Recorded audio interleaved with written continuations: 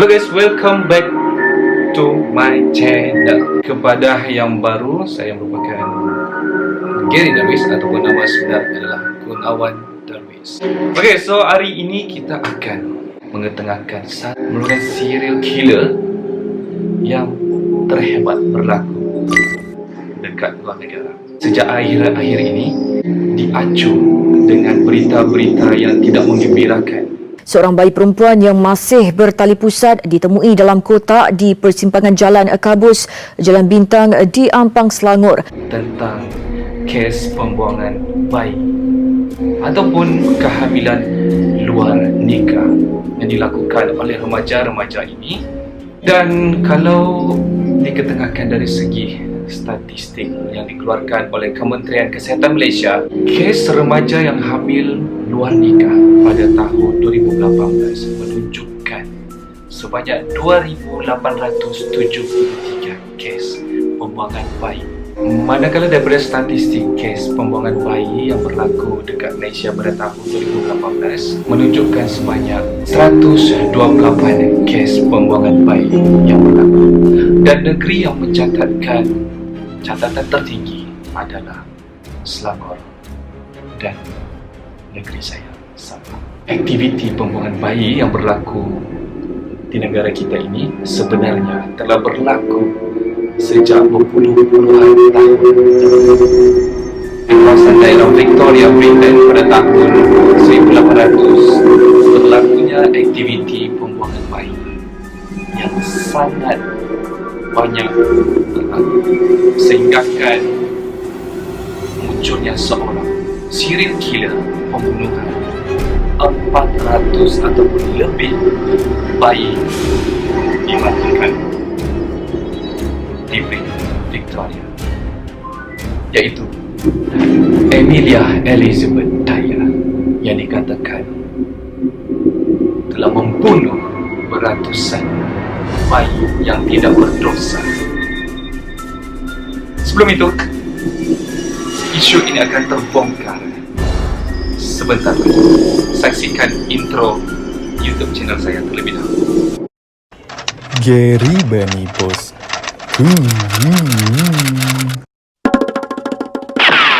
Kaitkan terlebih dahulu latar belakang beliau. Melalui latar belakang ini akan merungkai pencetus kepada tindakan beliau dalam pembunuhan bayi. Beliau dilahirkan pada tahun 1836, di mana beliau merupakan anak bongsu daripada 5 bersaudara, 3 lelaki, 2 perempuan. Ayahnya bernama Samuel Hobley dan ibunya bernama Sarah Hobley. Ada sarjana perspektif daripada sarjana yang mengkaji kes jenayah ini mengatakan bahawa Emilia Elizabeth terpengaruh dengan persekitaran keluarga mereka, di mana ibunya dikatakan mengidap penyakit sakit mental ataupun mental illness, di mana dia bermula daripada sebuah penyakit yang telah dihadapi oleh ibunya, iaitu typhus. Tuan dan puan-puan, apakah yang dimaksudkan dengan penyakit typhus ini dan tuan dan puan? Dikatakan lepas berlakunya perang. So tahun tu merupakan zaman perang. So lepas perang berlakunya mayat yang mati bertempiaran. So start dari situlah penyakit ini mula merebak, sehinggalah ibunya telah meninggal dunia pada tahun 1848. Sejak dari situlah beliau telah psycho. Dan selepas itu Emilia Elizabeth ini pun telah berkahwin dengan George Thomas. George Thomas ini sebenarnya berumur 59 tahun, hadirin dan hadirat sekalian. Manakala Emilia berumur 24 tahun, si suaminya ini telah menipu dengan mengurangkan angka 11 tahun daripada 59 tahun, iaitu berumur 48 tahun. Manakala Emilia dikatakan beliau telah meningkatkan angka umurnya sebanyak 6 tahun, daripada 24 tahun kepada 30 tahun, di mana perbezaan umur mereka adalah amat jauh. Dan akhirnya mereka telah dikurniakan satu cahaya mata, iaitu Alan Thomas. So okay guys, kita beralih pula ke topik yang lain, iaitu penglibatan beliau dalam dunia nursing di Victoria, Britain.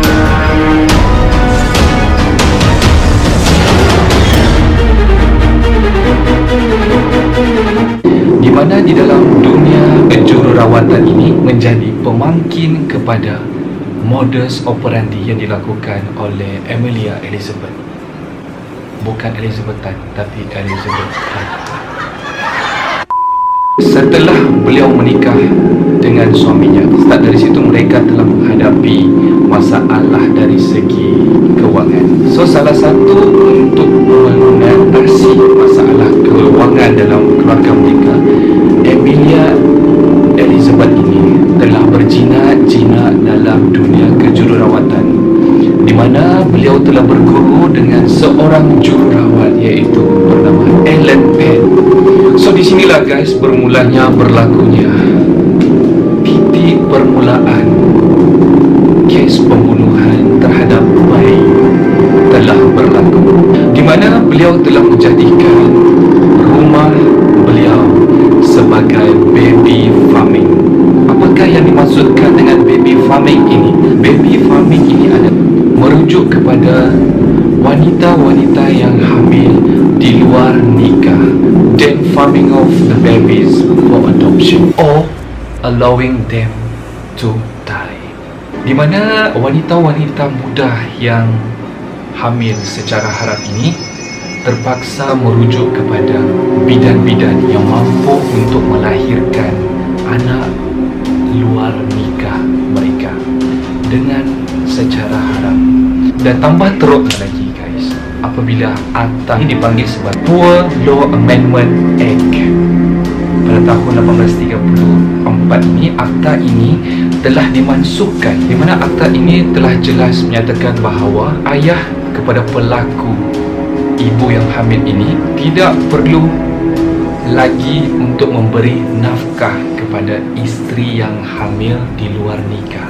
Ketika akta ini dimansuhkan, aktiviti pembuangan bayi ataupun pembunuhan bayi amat kerap berlaku di Victoria, Britain pada ketika itu.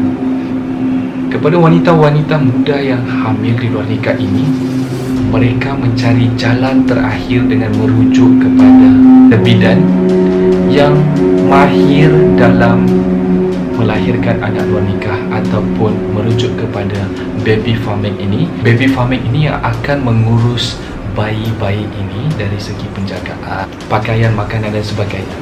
Tetapi apa yang berlaku guys?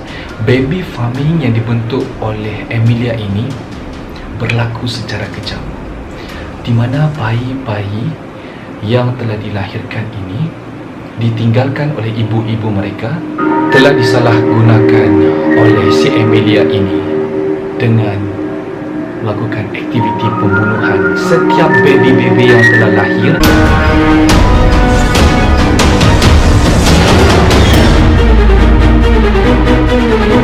Apakah modus operandi yang digunakan dalam pembunuhan beliau? Pada tahun 1869 menjadi kepada titik permulaan Amelia melakukan aktiviti ini dalam skala yang amat besar, di mana pada tahun tersebut suami beliau telah meninggal. So bayangkan apabila suami meninggal, kos sara hidup perlu ditanggung oleh si isteri. So apa yang beliau lakukan adalah meneruskan taska ataupun baby farming yang beliau lakukan pada sebelum ini, digerakkan secara besar-besaran dengan melakukan penyebaran iklan-iklan di surat khabar ataupun ditampal-tampal di bahagian dinding-dinding bandar ataupun pekan Victoria di Britain ketika itu. So imagine guys, apabila kau telah memasang iklan dekat surat khabar, so otomatik wanita-wanita muda yang telah hamil luar nikah ini akan secara otomatik menghubungi Emilia Elizabeth ini, kerana iklan beliau telah dimasukkan dalam surat khabar, dan di situ bermulalah kes pembunuhan berlaku secara kejam. So apabila iklan yang dilakukan dekat akhbar ini telah tersebar luas dan permintaan terhadap baby farming Emilia ini telah meningkat secara mendadak, dan jumlah baby yang diambil alih oleh Emilia Elizabeth ini semakin meningkat. Secara tidak langsungnya, kos untuk baby farming ini turut meningkat dari segi tempat penjagaan baby, peralatan-peralatan yang khusus untuk baby, utilities lain. So untuk menjimatkan kos dekat baby farming Emilia ini, beliau start membunuh baby-baby yang telah ditinggalkan dekat taska beliau. So guys, apakah modus operandi yang digunakan oleh Emilia ini dalam pembunuhan baby ini? So dikatakan oleh forensik ketika itu mengatakan bahawa teknik pembunuhan Emilia terhadap baby ini menggunakan teknik overdose opioid. Yang maafkan kalau spelling tak betul. So dia telah menggunakan modus operandi ini dengan memberi pil yang terlalu banyak sehingga overdose yang menyebabkan baby ini kematian. So pada tahun 1879, baby-baby yang telah dibunuh oleh Emilia ini pada awalnya dihantar ke hospital yang berhampiran untuk mendapatkan surat kematian daripada hospital tersebut. Seringnya Emilia membawa baby-baby yang telah mati ini ke hospital. Dari situ doktor yang berada di hospital itu telah menghidu atau mencurigai, sehingga doktor tersebut telah menghubungi polis untuk menyiasat kes ini. Pada tahun 1879 itu juga beliau telah ditangkap dan dipenjarakan. Cuba teka guys, berapa lama? 6 bulan sahaja guys. Sebab apa 6 bulan guys? Kematian baby ini adalah disebabkan kelalaian dan bukan pembunuhan. So itu menjadi punca kenapa beliau pada awalnya telah dipenjarakan selama 6 bulan di sebuah kem buruh paksa. After beliau telah bebas daripada dipenjarakan dekat kem buruh paksa ini, beliau telah meneruskan lagi aktiviti beliau dengan mempergiatkan lagi iklan, menggerakkan lagi aktiviti pemasaran beliau secara besar-besaran. Sebelum ini aktiviti modus operandi beliau adalah menghantarkan baby-baby yang telah mati ini ke hospital untuk mendapatkan surat kematian yang mengatakan bahawa baby ini telah mati. So untuk mengelakkan semua benda ini, beliau telah berfikir ataupun bertindak dengan membunuh. So start dari sinilah bermulanya aktiviti pembunuhan secara kejam ataupun secara tidak berperi kemanusiaan dilakukan oleh Emilia Elizabeth. Aktiviti ini telah berlaku sepanjang 30 tahun. Bayangkan guys, sepanjang 30 tahun ini di bawah sebuah agensi baby farming yang diasaskan oleh Emilia ini, berlakunya aktiviti pembunuhan terhadap baby beratusan-ratusan, malah lebih daripada 400 baby telah mati di tangan oleh Emilia Elizabeth ini.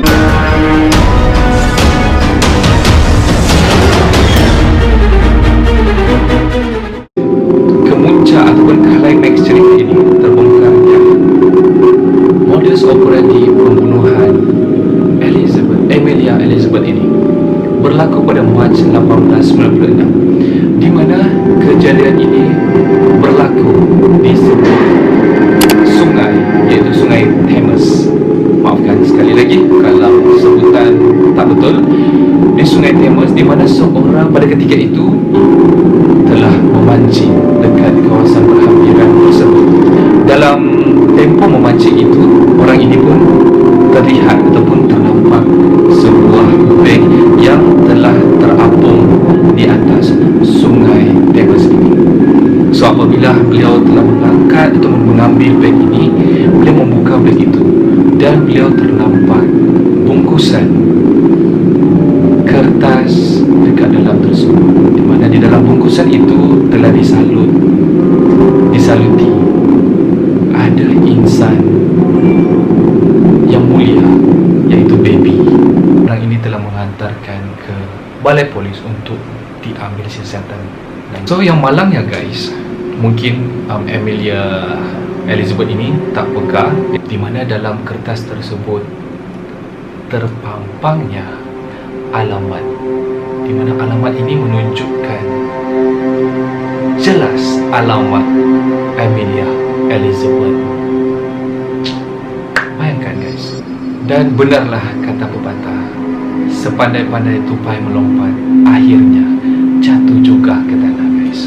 So itulah peribahasa yang dapat menggambarkan bagaimana kebodohan si serial killer ini telah terperangkap dengan kebodohannya sendiri, di mana alamat itu menjadi bukti-bukti yang kuat digunakan oleh pihak polis untuk mengkaji siapakah pencetus kepada pembuangan bayi yang telah mati ini. So start dari situ, polis telah melakukan tindakan dengan melakukan aktiviti penyiasatan. Polis telah melakukan tindakan penangkapan dengan melakukan penyamaran terhadap seorang wanita yang kononnya syarat mengandung telah pergi ke Tasca Emilia ini menuju ke baby farming ataupun Tasca Emilia ini melalui iklan yang telah disebarkan ataupun diletakkan oleh Emilia dekat surat khabar. So berpandukan kepada alamat itu, pihak polis telah membuat umpan dan membawa wanita ini ke Tasca Emilia. Dan pada ketika itu, apabila mereka menuju ke Tasca pada Emilia, polis dan anggota polis yang lain telah terhidup bau mayat. Bayangkan guys, baby farming ini yang telah dilakukan pembunuhan secara kejam, iaitu sebanyak 400 lebih babi pula. Bau mayat baby yang telah mati tetapi telah disorong. Dan ketika polis telah menyelongkar kawasan kediaman baby farming Emilia ini, polis terjumpa sebuah tali ataupun sejenis kain yang digunakan oleh Emilia untuk mengikat baby tersebut. Can you imagine guys? Dengan seutas potong dalam keadaan kecil macam ini telah dijumpai, di mana dikatakan digunakan oleh Emilia untuk mencekik baby sehingga mati. Dan polis juga telah menemukan iklan-iklan yang beliau telah edarkan ataupun iklan-iklan yang telah dibuat dekat dada-dada akbar ketika itu.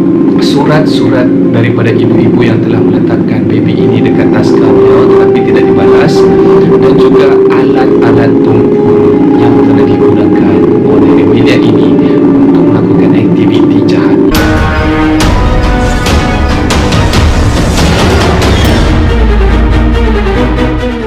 So akhirnya penangkapan telah dilakukan oleh pihak polis terhadap Emilia ini. 4 April 1896 menjadi tarikh keramat kepada warga sekitar Victoria, di mana pembunuhan terhadap baby yang tidak berdosa ini dilakukan dalam tempoh 30 tahun guys. Akhirnya terbongkar dan tertangkap. Semasa penangkapan beliau di Tasca beliau ini, beliau telah meyakinkan kepada pihak polis bahawa anaknya, yang 2 orang anaknya itu tidak melakukan ataupun tidak terlibat dalam pada aktiviti pembunuhan ini. So apa yang dilakukan oleh Emilia semasa hari-hari terakhir beliau ditangkap, beliau telah membuat satu surat. So dia punya surat adalah berbahasa Inggeris, tapi saya terjemahkanlah. Tuan ataupun Sir, tolong beri aku kesempatan untuk menyampaikan kepada hakim bahawa aku telah membuat pernyataan ini kerana mungkin tidak memiliki kesempatan untuk melepaskan apa yang berada dekat dalam pemikiran aku. Aku tahu dan aku juga merasakan bahawa hari-hariku hanya menghitung hari dekat bumi ini. Tetapi aku merasa itu adalah hal yang mengerikan jika kita melibatkan orang-orang yang tidak bersalah ke dalam masalah aku. Aku tahu bahawa aku harus bertanggungjawab di hadapan pencipta aku di syurga atas kejahatan yang mengerikan yang telah aku lakukan. Bukan aku tapi dia. Bahawa anakku Mary Ann dan suaminya Alfred Ernest Farmer, dengan sesungguh-sungguhnya aku menyatakan bahawa tidak satu pun dari mereka ada hubungan dengan kejahatan aku. So inilah kenyataan terakhir yang tuliskan di dalam bentuk sebuah surat yang ditujukan kepada pihak polis bahawa menyatakan bahawa anak-anak beliau tidak terlibat dalam pada aktiviti kes pembunuhan ini. Tetapi setelah kes ini telah berlangsung, banyak konspirasi yang muncul dengan menyatakan bahawa anak kepada Emilia Elizabeth ini turut terlibat, tetapi tidak memiliki fakta-fakta yang sahih untuk membidah setiap kutukan ataupun konspirasi. 22 Mei 1896, dalam tempoh perbicaraan itu, Emilia turut menyatakan kepada pihak hakim bahawa dia mengaku bersalah tetapi menepis pertuduhan itu atas faktor sakit mental yang beliau alami. Tapi dengan sebulat suara, hakim menolak rayuan tersebut, di mana beliau telah dijatuhkan hukuman mati mandatori, guys. Pembunuhan yang digerakkan oleh Emilia ini telah mendapat perhatian atau liputan yang amat meluas ketika itu, di mana kes ini telah dijadikan sebagai satu perdebatan hebat di negara Britain ketika itu, di mana berlakunya satu revolusi terhadap peruntukan dalam undang-undang. Dikatakan bahawa punca kepada pembunuhan ini atas faktor pelupusan Akta 1834, iaitu Poole Amendment Act yang telah dimansuhkan, yang menyebabkan menjadi punca kenapa wanita-wanita muda mengambil tindakan secara mudah untuk menghapuskan baby ini dekat baby farming Emilia. So misi hari ini telah berjaya. Saya mengharapkan kisah-kisah ini dijadikan teladan kepada masyarakat kita, itu khususnya masyarakat anak muda, agar bertindak mengikut akal dan bukannya bertindak mengikut nafsu. So perbicaraan ini berakhir sampai di sini saja. Sekiranya anda suka dengan konten-konten video yang saya buat kali ini, so jangan lupa untuk tekan komen dekat bawah dengan memberi cadangan kisah-kisah ataupun misteri-misteri apa yang korang mahu saya rungkaikan ataupun kita borak bersama. Dan jangan lupa tekan subscribe, guys, kerana subscribe itu adalah percuma. Selamat malam, bye bye.